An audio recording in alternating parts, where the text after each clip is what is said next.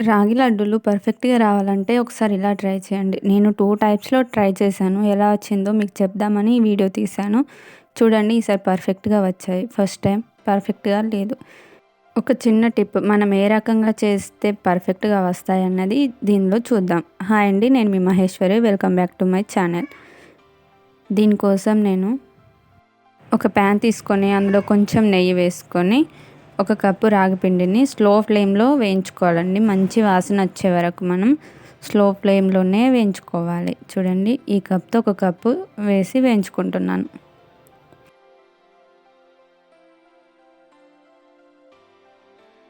మంట అనేది మనకు లో ఫ్లేమ్లోనే ఉండాలి. చూడండి మనకు నెయ్యి మంచిగా కలవలేదు కాబట్టి అలా ఉండలు ఉంది కదా, ఆ ఉండలనేవి లేకుండా మనకు ఈ విధంగా ఉండాలి పర్ఫెక్ట్‌గా. కొంచెం కలర్ కూడా చేంజ్ అయినట్టు అనిపిస్తుంది.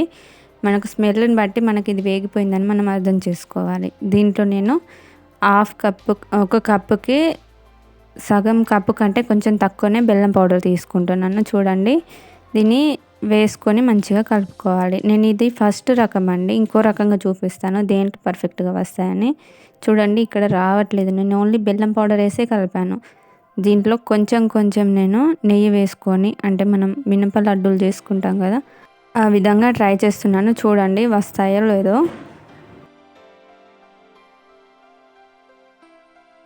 గోరువెచ్చటి నెయ్యి వేసుకొని చూడండి ఈ విధంగా కలుపుకోవాలి. నేను కొంచెం కొంచెం నెయ్యి వేసుకుంటూ కలుపుకుంటున్నాను. మంచిగా పిండికంతా నెయ్యి కలిసేలా మంచిగా కలుపుకోవాలి.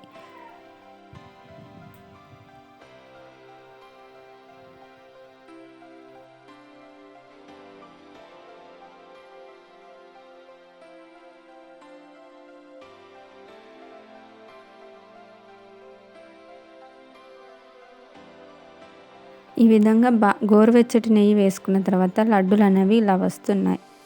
చూడండి మన లడ్డూలు కట్టడానికి పర్ఫెక్ట్. కానీ అవి ఉంటాయో లేదో తర్వాత చూపిస్తాను చూడండి మీకు.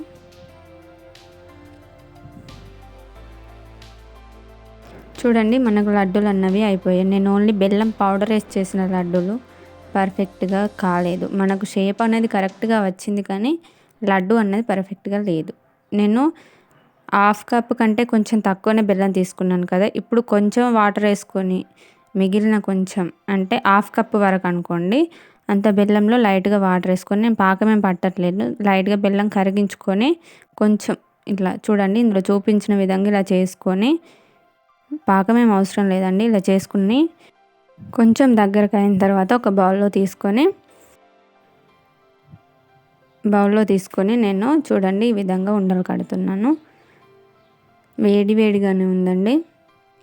కొంచెం కొంచెం పోసుకుంటూ ఉండలు కట్టుకుంటే మనకు పర్ఫెక్ట్‌గా వస్తుంది. అంటే ఈ 2 టైప్స్‌లో మనకు ఏం అర్థమవుతుందంటే, మనకు మనం బెల్లం పౌడర్‌తో చేసుకునే కంటే ఇలా పాకం పట్టుకొని చేస్తే లడ్డూలు అనేవి పర్ఫెక్ట్‌గా వస్తాయి. చూడండి ఈ విధంగా మనం బ్రేక్ చేసినా కూడా కూలిపోకుండా పర్ఫెక్ట్‌గా ఉంటాయి.